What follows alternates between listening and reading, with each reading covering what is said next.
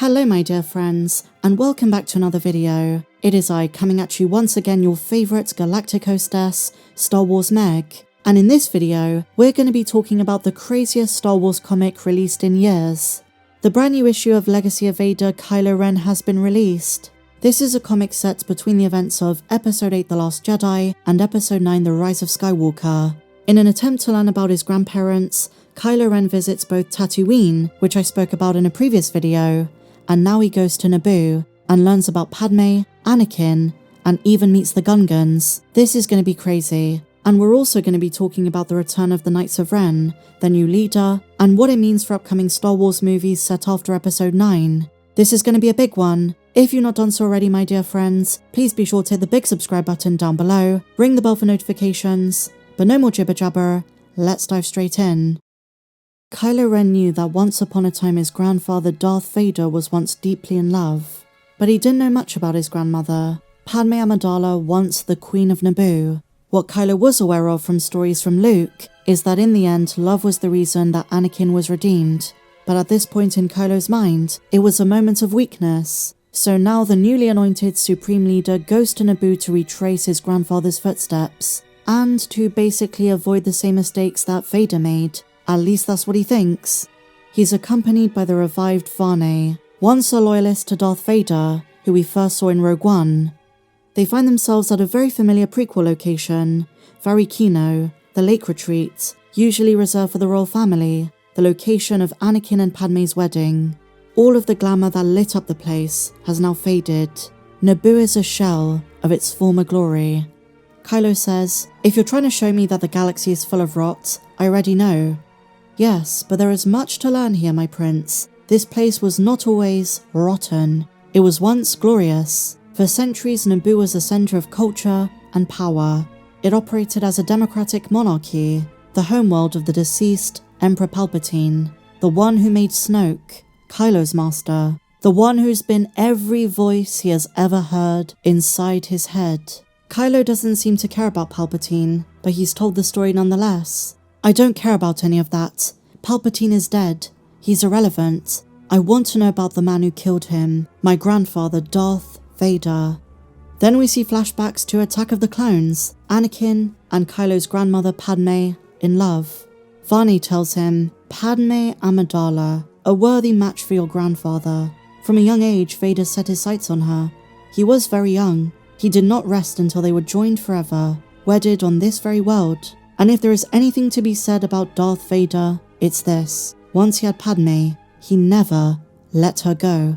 And here's where things get wild. If you guys remember the Vader comics, once upon a time Vader came to visit Padmé's grave. And let's just say, it was far from peaceful.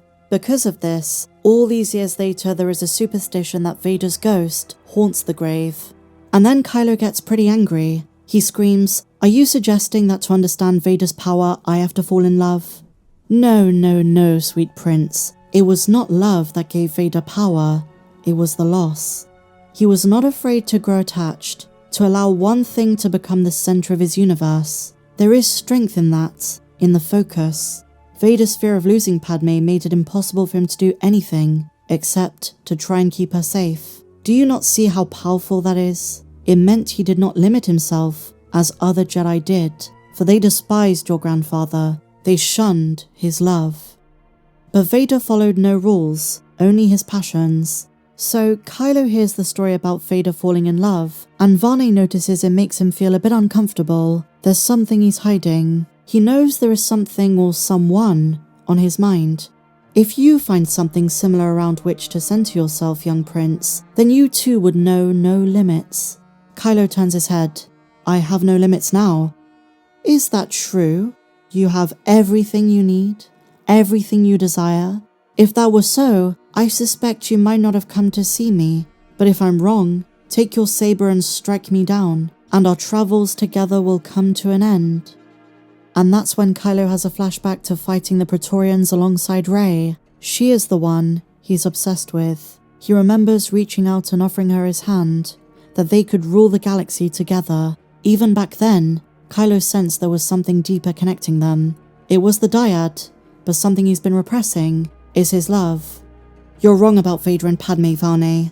Darth Vader realized his past was not a strength. It was a weakness, holding him back, unworthy of the legacy he was trying to build. And in case you're wondering why Kylo doesn't know that Anakin was redeemed in the end, it's not that he wasn't aware of it. He told himself Vader being redeemed to the light was another moment of weakness. At this point in the story, he believes Vader was Anakin's true self, and not the other way round.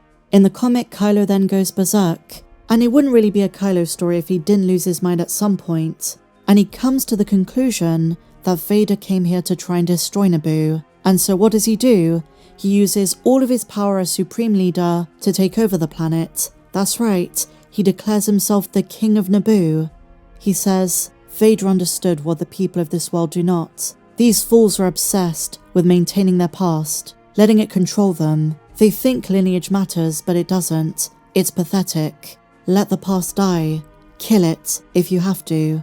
But I can help them. He then transmits a message from his ship.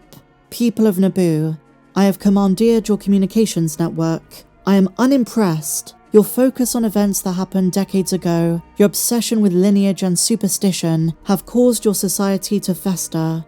Because you cannot let go, you hold yourselves back. Now that will change.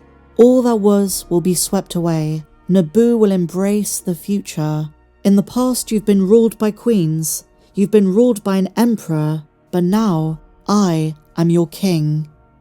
And in the next issue, the First Order will invade and assault Naboo. That could be deadly. But a massive reveal at the end of the comic, my dear friends, is the new Council of Gungans on Otto Gunga, the underworld city of the Gungans that we first saw in The Phantom Menace. Boss Nass is no longer around. We don't get a clear picture of who the ruler is, but this is the furthest point in the timeline where we see Gungans. And now let's move on to our next topic. This coming September, in issue number 8, we're going to be introduced to the new Knights of Ren. After Kylo Ren, they have a female leader called Tava Ren, and I hope this will be an opportunity to make the Knights more badass. And could we see them appear in Star Wars Starfighter, or some of the other post-Episode 9 movies? I would argue this is a new opportunity to reinvent them, what they mean, their motivations, and their brutality. But then again, they have been around for a very long time. They weren't just in the sequel trilogy, but they've been around since The Empire Strikes Back. We learned this in the Kira trilogy of comics. If you're talking about episodes 7, 8, and 9, the design was really cool, but I thought they were underutilized. If they want to repurpose the concept, and it isn't just for Star Wars comics, I hope we get to see them as brutal warriors. Now, because the comic is set in between episodes 8 and 9, there is a good chance Tava Ren is going to perish before the rise of Skywalker. Most of the other knights went on to die in episode 9, and while the visual dictionary confirms that was the end of the movement, with unknown villains in upcoming movies like Star Wars Starfighter, there is a chance someone revives the group and follows in the footsteps of the original Ren. There's a lot they can do with this, but what do you guys think?